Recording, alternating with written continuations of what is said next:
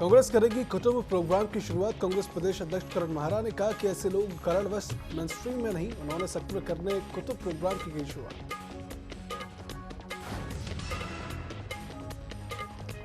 केदारनाथ में गैर हिंदू प्रवेश प्रतिबंध पर आचार्य बालकृष्ण का समर्थन, सनातन परंपराओं के पालन की दी सलाह।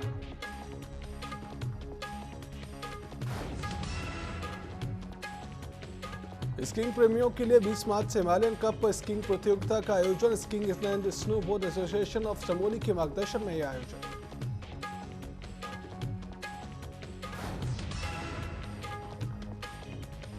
लोहाघाट के सर्वे के बावजूद सड़क निर्माण में न होने पर ग्रामीणों में आक्रोश। मुख्यमंत्री धामी को भेजा ज्ञापन, मांग पूरी न होने पर भूख हड़ताल की दी चेतावनी।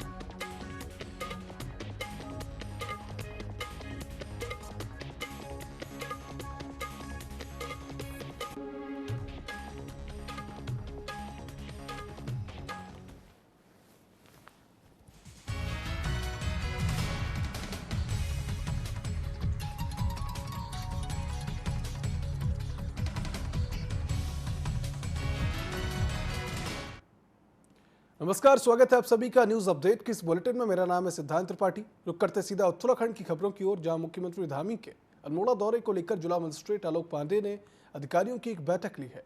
इस बैठक में आगामी दौरे से जुड़े सभी तैयारियों पर चर्चा की गई। वहीं दौरे के दौरान सरकार ने अपने 3 वर्षीय कार्यकाल के लिए किए गए विकास कार्यों का प्रचार प्रसार करने और आगामी योजनाओं का शुभारंभ करने का निर्णय भी लिया है। साथ ही हेल्थ कैंप और बहुउद्देशीय शिविरों का आयोजन भी किया गया।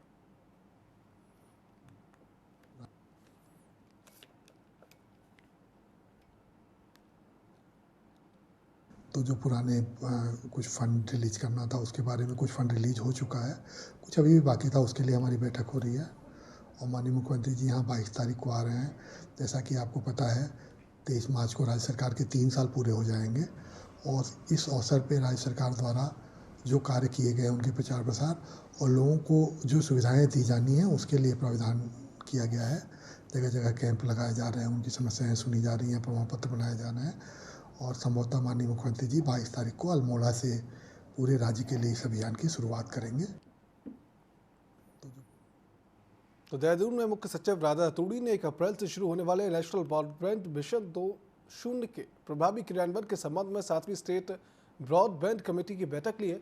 मुख्य सचिव ने राज्य के दूरस्थ ग्रामीण क्षेत्रों में नेशनल ब्रॉडबैंड मिशन 2.0 के तहत प्रभावी कनेक्टिविटी के लिए सैटेलाइट ब्रॉडबैंड को प्रोत्साहित करने और पिटकल व यूपीसीएल की मदद से ऑप्टिकल ग्राउंड वायर के उपयोग को प्रोत्साहित करने के निर्देश दिए।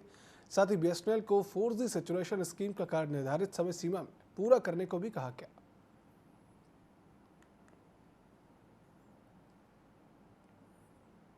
रामनगर में चांदनी पर्यटन जोन जल्द खोलने को लेकर ग्रामीणों ने प्रभागी वन अधिकारी की अध्यक्षता में प्रस्तावित चांदनी इको टूरिज्म जोन के संबंध में एक बैठक की है। वही बैठक में प्रस्तावित जोन के संबंध में ग्रामीणों की विभिन्न जिज्ञासाओं व संशयों का समाधान करने का प्रयास किया गया। साथ ही चांदनी इको टूरिज्म जोन की संबंध में विस्तार से जनप्रतिनिधियों और ग्रामीणों को जानकारी प्रदान की गई। ग्रामीणों की वन पर निर्भरता में कमी आदि पर विस्तार से चर्चा भी की गई। चांदनी इको टूरिज्म जोन के संबंध में ग्रामवासियों की कुछ शंकाएं थी, उनका समाधान करने के लिए आज यहाँ पे एकत्रित हुए थे और काफ़ी पॉजिटिव वातावरण में बात हुई और लोगों ने अपनी जो शंकाएं रखी उसका हमको लगता है कि हम उनका समाधान कर पाए। और अभी एक बैठक और अगर आवश्यकता होगी तो करेंगे, लेकिन लगभग हमको लगता है कि सभी लोग इस चीज़ को समझ रहे हैं कि ये क्षेत्र के लिए आवश्यक है, इसको किया जाना। तो हल्द्वानी में कुमाऊं कमिश्नर की अध्यक्षता में हुई रीजनल ट्रांसपोर्ट अथॉरिटी की बैठक में शहर के 6 नए रोडों पर सिटी बस संचालन को हरी झंडी मिल गई है। वहीं कुमाऊं कमिश्नर दीपक रावत ने कहा कि बैठक में परिवहन विभाग के अधिकारियों के साथ ट्रांसपोर्टर व अन्य स्टेक होल्डरों को भी बुलाया गया था और सभी से बातचीत करने के बाद यह निर्णय लिया गया। ट्रांसपोर्ट के ऑफिसर्स, बाकी स्टेक होल्डर्स, अन्य ट्रांसपोर्टर्स वो सब भी मौजूद थे। तो पहला निर्णय तो ये हुआ है कि हल्द्वानी में 6 अलग अलग रूट्स पे जिनका नोटिफिकेशन हो चुका है सिटी बस चलाई जाए, जिसके लिए आवेदन मांगे गए थे। बहुत अधिक संख्या में आए तो जो रूट्स हैं उस पर 20% के हिसाब से हमने इनिशियली अलाउ किया है और 21 जून तक इसकी जो हम चाहेंगे कि 21 जून तक ये यहाँ पे सिटी बस सेवा चल जाए 21 तारीख को। और इसमें जो कंडीशंस रखी गई हैं, जो यूरो 6 की कंडीशंस हैं लेटेस्ट या सीएनजी, वो उसको फॉलो करेंगे। 3 महीने के अंदर अपनी बस खरीदेंगे और इसको चलाएंगे। ट्रांसपोर्ट। बाल विकास मंत्री रेखा आर्य ने आज मुख्यमंत्री वात्सल्य योजना की 3 महीने की किस्त आर्थिक रूप से कमजोर बच्चे या जो कोविड से प्रभावित हुए हैं उन बच्चों के खाते में 3 महीने की 3,000 प्रतिमाह के रूप से पैसे भेज दिए हैं। वहीं सरकार का प्रयास है कि ऐसे लोगों को आर्थिक मदद समय पर दी जानी चाहिए।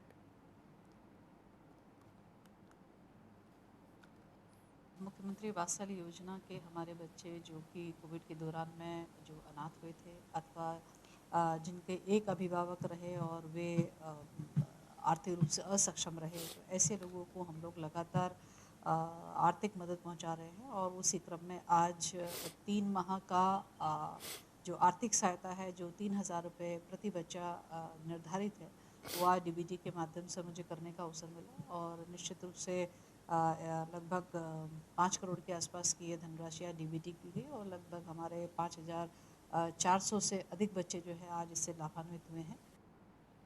मुख्यमंत्री वात्सल्य उत्तराखंड और महाराष्ट्र कांग्रेस अपने पुराने नेताओं को सक्रिय करने के लिए कुटुंब प्रोग्राम शुरू कर रही है। वहीं कांग्रेस के प्रदेश अध्यक्ष करण महारा ने कहा कि ऐसे बहुत लोग हैं जिन्होंने अपना पूरा जीवन कांग्रेस को दिया है। अब उनको सक्रिय करने के लिए कुटुंब प्रोग्राम किया जा रहा है, जिसमें कि पुराने नेताओं के घर बड़े बड़े नेताओं को लाया जाएगा और वहाँ भोज किया जाएगा। आपको बता दें कि देहरादून में उत्तराखंड कांग्रेस कल पूर्व महानगर अध्यक्ष हरीश विरमानी के यहाँ इस प्रोग्राम की शुरुआत कर रही है।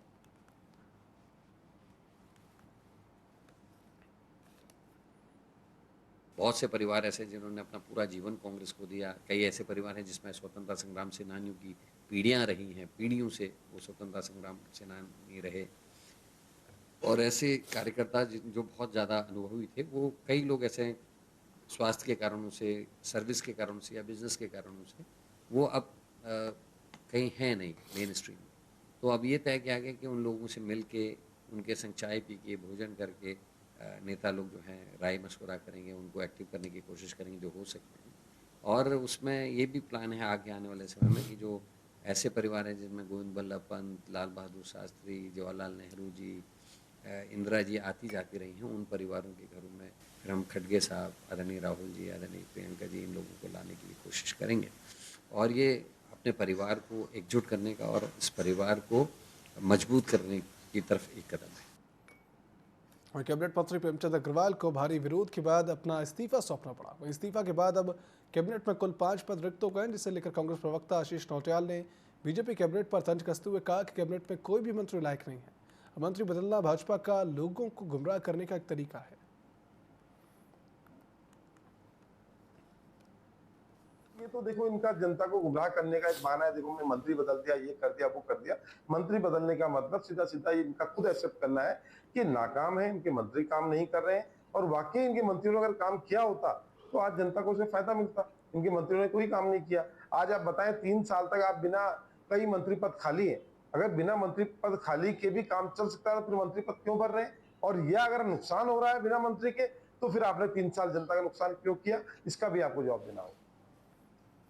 रुद्रपुर में जिला प्रशासन ने गैस रिसाव के दौरान किस तरह से राहत व बचाव कार्य किया, इसके लिए मॉडल का आयोजन किया गया, जिसमें जिला प्रशासन की टीम और गेल इंडिया ने आपदा के लिए मॉकड्रिल कर क्षमताओं को परखा। वहीं अधिशासी निदेशक गेल इंडिया लिमिटेड नोएडा के राकेश कुमार सिंह ने बताया कि प्राकृतिक गैस पाइपलाइन में किसी आपातकालीन दुर्घटना की स्थिति में तैयारी के लिए गेल लिमिटेड ने जिला प्रशासन की अगुवाई में ऑफ साइट इमरजेंसी ड्रिल का एक सफल आयोजन किया है। ये एक मॉक ड्रिल थी। जैसे आप जानते हैं पूरे उधमसिंह नगर में जगह जगह गैस पाइपलाइंस जा रही हैं, तो उन पे क्या इश्यूज आ सकते हैं, कैसे इंसिडेंट्स हो सकते हैं, इसके संबंध में गेल इंडिया द्वारा ये मॉक ड्रिल की गई थी। गेल इंडिया का अपना प्रोटोकॉल होता है जिसमें L1, L2 और L3 3 लेवल्स पे होता है, जिसमें डिस्ट्रिक्ट एडमिनिस्ट्रेशन L3 लेवल में इन्वॉल्व होता है और सबसे पहले वो कंटेन करने का प्रयास करते हैं। हमने अपने mutual aid partner Tata, IOGPL, Voltas वगैरह को बुला के इसको कोशिश किया था। फिर जब सिचुएशन हाथ से बाहर गई तो हमने स्टेट एडमिनिस्ट्रेशन को कॉल किया था। उसमें डिस्ट्रिक्ट डिजास्टर मैनेजमेंट SDM साहब, CO साहब, यहाँ के CFO, NDRF एंड SDRF ने पार्ट लिया और ये मॉक ड्रिल काफ़ी सफल रहा। इसकी जो फाइंडिंग्स होगा उस पर हम आगे काम करेंगे। ये एक रुद्रपुर में गोचर भूमि पर सब स्टेशन निर्माण की कार्रवाई करने पहुंचे पेट्रोल के अधिकारी कर्मचारियों का ग्रामीणों ने जमकर विरोध किया।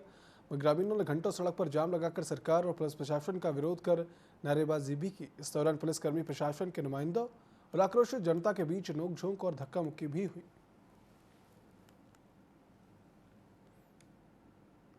जब माननीय सर्वोच्च न्यायालय का आदेश है, सख्त आदेश है कि किसी भी गौचरान भूमि का अधिग्रहण नहीं होगा, तो क्यों जबरदस्ती शासन प्रशासन इस हमारी ये एकमात्र छोटी सी गौचरान भूमि की अधिग्रहण कर रहे हैं। एकमात्र यही हमारे पास गौचरान छोटी भूमि है जिसमें लोग अपनी गायों के लिए चारा पत्ती का प्रबंध करते हैं। अगर यही नहीं रहेंगी तो गाय नहीं रहेगी, गाय नहीं रहेगी तो हम काय के हिंदू हुए फिर।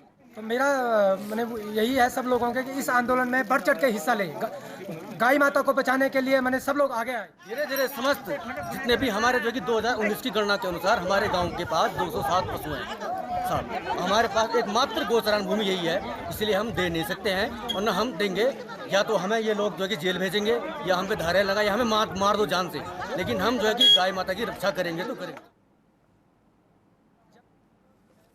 तो रुड़की में नगर की प्रमुख समस्याओं को लेकर मेयर अनीता देवी अग्रवाल ने बैठक का आयोजन किया और इस बैठक में मेयर ने अधिकारियों से कहा कि सभी विभाग निगम के साथ आपस में तालमेल बनाकर काम करें। बैठक में शहर के विकास कार्यों और मौजूदा समस्याओं के समाधान को लेकर विस्तृत चर्चा भी की गई। इसके अलावा आगामी कार्य योजनाओं का खाका भी तैयार किया गया।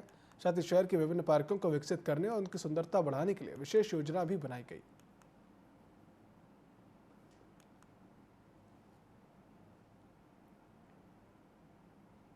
इधर रुद्रपुर में वरिष्ठ कांग्रेस नेता हाजी सरवरियार खां के स्वतंत्रता संग्राम सेनानियों को लेकर दिए बयान पर आक्रोश बढ़ता ही जा रहा है। इस मामले में आधा दर्जन लोगों ने कलेक्ट्रेट पहुंचे और कांग्रेस नेता के खिलाफ कार्रवाई की मांग भी की गई है। वहीं जिला अधिकारी को लिखे पत्र में लोगों ने कहा कि कांग्रेस नेता हाजी सरवरियार खान ने विगत 5 मार्च 2025 को अपने फेसबुक अकाउंट से एक बयान जारी करते हुए कहा कि स्वतंत्रता संग्राम के आंदोलन में जो लोग बकरी चुराने में जेल गए उन्हें भी स्वतंत्रता सेनानी घोषित कर दिया गया। उन्होंने कहा कि देशभक्त लोगों को अपमानित करने वालों को किसी भी सूरत में बख्शा नहीं जाना चाहिए। लोग स्वतंत्रता सेनानी बने हुए हैं, जो उस संग्राम के टाइम में जो बकरी चुरा के भी जेल गए थे, उन्होंने भी अपने नाम को स्वतंत्रता सेनानी में शामिल कर दिया और वो आज पेंशन नहीं पा रहे हैं, उनका परिवार पेंशन नहीं पा रहा। 15-15 एकड़ की प्लाटी है वो, लेकिन हमने ऐसा कुछ नहीं किया। हम दाल रोटी खा के अपना गुजारा करते रहे और करते हैं। के पूर्वज जो है 1942 के मूवमेंट में भाग लिए थे, जेल गए थे, किसी को ट्रांसपोर्टेशन फॉर लाइफ हुआ, किसी को कुछ हुआ, डंडे खाए और उनकी वो जो है इसलिए नियत से नहीं गए थे जेल कि हमको 15 एकड़ या 10 एकड़ या 20 एकड़ ज़मीन मिलेगा, ये मिलेगी।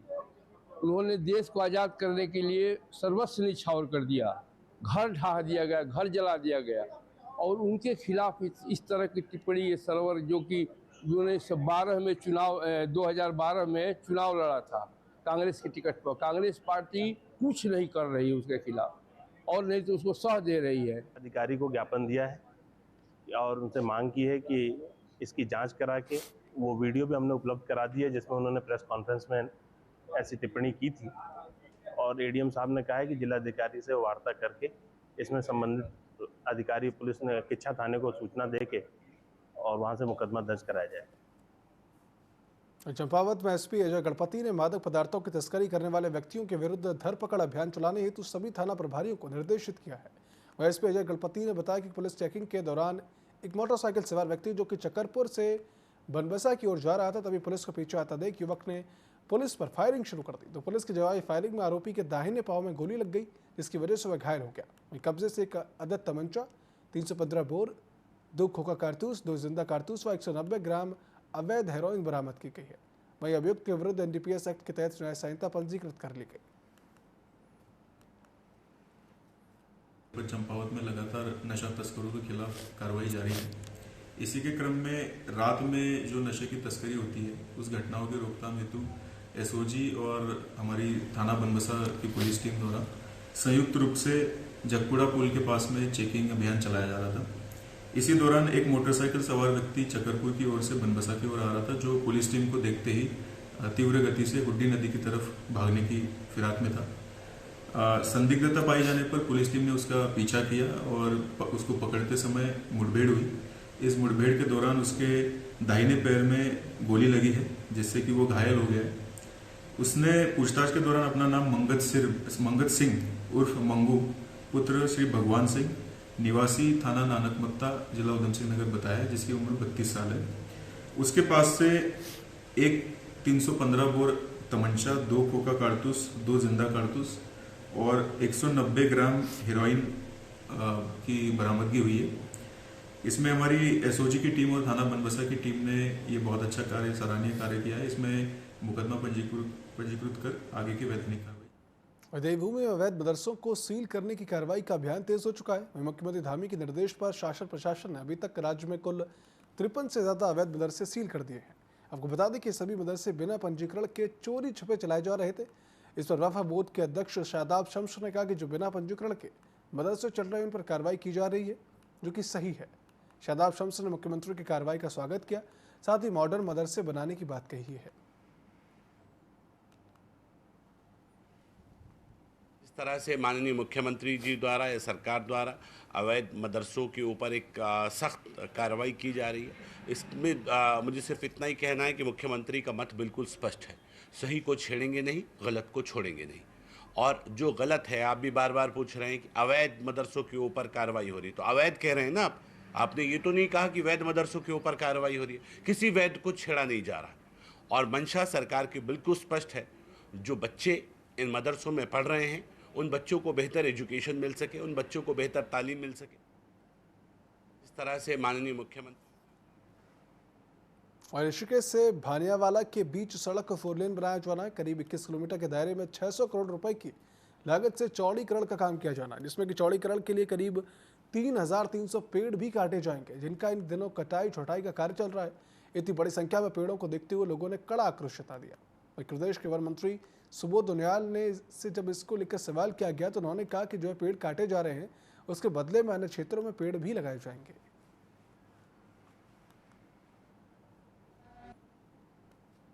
भारत सरकार की एक बहुत स्पष्ट नीति है जमीन को ट्रांसफर करने की। लैंड ट्रांसफर होने पे जितने जमीन ट्रांसफर की जाती है उनके 2 क्राइटेरिया है। भारत सरकार का प्रोजेक्ट अगर है तो भारत सरकार के प्रोजेक्ट में जितनी जमीन ट्रांसफर की गई उतनी ही डिग्रेडेड लैंड पर प्लांटेशन करने का प्राविधान है। और अगर राज्य सरकार को जमीन गई है तो उतनी ही जमीन भारत सरकार को, फॉरेस्ट डिपार्टमेंट को ट्रांसफर की जाती है। दोनों के अलग अलग मुंह है, लेकिन दोनों में ही जितने पेड़ क्षतिग्रस्त होते हैं उतने प्लांट्स को लगाने का प्रावधान है। भारत सरकार उत्तराखंड हाईकोर्ट में कालागढ़ डैम के समीप वन विभाग व सिंचाई विभाग की भूमि पर अवैध रूप से रह रहे सेवानिवृत्त व अन्य करीब 400 से 500 परिवारों को हटाए जाने के मामले पर दायर जनहित याचिका पर सुनवाई की। रिपोर्ट में कहा गया कि वहां पर 3 तरह के लोग निवास कर रहे हैं। साथ ही रिपोर्ट में यह भी कहा गया कि इनको स्थापित करने के लिए अपनी रिपोर्ट उच्च अधिकारियों को भेज दी गई है। यदि यहाँ पर यूपी सरकार की भी भूमि है, उनकी भी अनुमति लेनी आवश्यक है, जिस पर की कोर्ट में उत्तराखंड व उत्तर प्रदेश सरकार के अधिकारियों को वीसी के माध्यम से पेश होने को कहा है।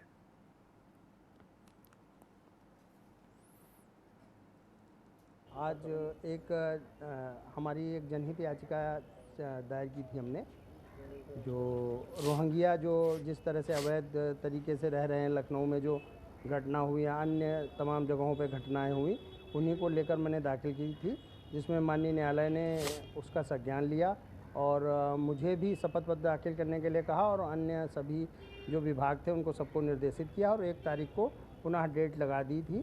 हमारे अधिवक्ता कार्तिकेय सिंह जी ने इसको किया था और मुझे पूरी उम्मीद है कि अब पूरे प्रदेश के लोग इन रोहिंग्यों से परेशान हैं कि जगह जगह वो झुग्गी झोपड़ी डालकर और अवैध तरीके से जो कार्य करते हैं और क्रिमिनल एक्टिविटीज़ में जिस तरह शामिल होते हैं। अन्य प्रदेशों की भी तमाम घटनाएं ऐसी आई हैं, उसको उन्होंने सीरियसली सुना और उसको फिर 1 तारीख को पुनः लगा दिया गया है।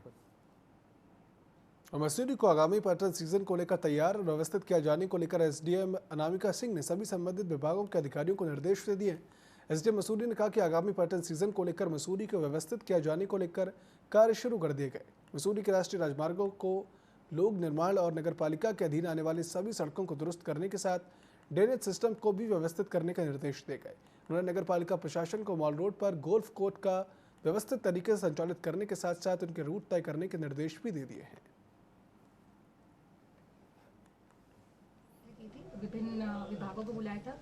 यहाँ पे हमारे जो भी स्टेक होल्डर्स हैं, होटल टैक्सी, व्यापार, हमने सभी को बुलाया था यहाँ पे और हम लोगों ने सभी की जो भी पॉइंट्स थे उनको नोट किया। जैसे PWD की हमारी जो रोड बन रही है, मोतीलाल नेहरू रोड, जिसमें काफ़ी पैच वर्क पहले हुआ है, लेकिन अभी रोड क्योंकि सैंक्शन हो गई तो वो रोड तैयार हो जाएगी। इसमें जो हमारा जहाँ जहाँ पे पानी की समस्याएं हैं, जो जल निगम की रोड कटिंग कहीं पे हो रही है तो वहाँ पे भी वो ठीक किया जाएगा।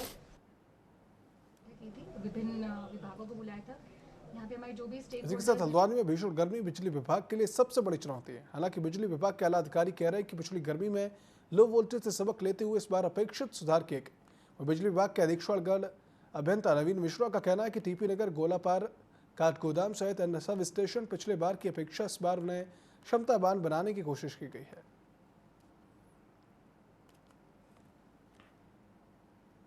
जो सीजन था उसमें जिन जिन एरिया में हमारे फीडर वगैरह ओवरलोड हुए थे उनका पिछले साल से सबक लेते हुए हम लोगों ने अभी वर्तमान तक काफ़ी अधिक फीडरों के कंडक्टर वगैरह बदल दिए हैं और जहाँ जहाँ हमारे ट्रांसफार्मर अतिभारित हुए थे पिछले सीजन में उनकी हमने क्षमता वृद्धि भी कर दी है।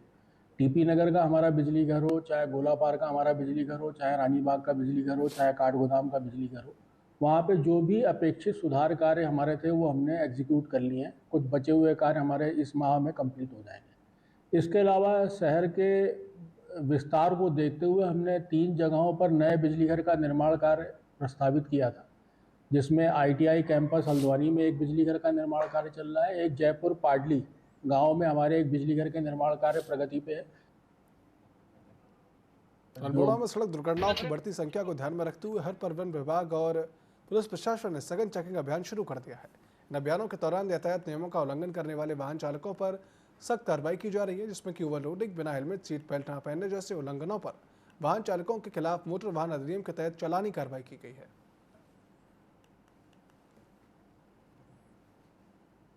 कि पर्वतीय जनपदों में जो एक्सीडेंट हो रहे हैं बेसिकली उसके कई कारण हैं। उनमें एक कारण ओवरलोडिंग भी है। इसके अलावा सड़कों की स्थिति बहुत अच्छी चीज़ नहीं है, कई जगह पैराफिट नहीं है। कई बार जो है ये देखा जाता है कि शराब पी के लोग वाहन चलाते हैं। तो ये सभी चीज़ों को देखते हुए परिवहन विभाग द्वारा जो अल्मोड़ा संभाग में विभिन्न प्रकार के प्रवर्तन अभियान चलाए गए हैं और सभी प्रवर्तन दलों को निर्देशित किया गया है कि समय समय पर ऐसे चालकों के विरुद्ध कठोर प्रवर्तन कार्रवाई करें जो यातायात नियमों का उल्लंघन करते हैं। न्यूज़ अपडेट की इस बुलेटिन में फिलहाल इतना ही। आप देखते रहिए TV24। शुभ रात्रि।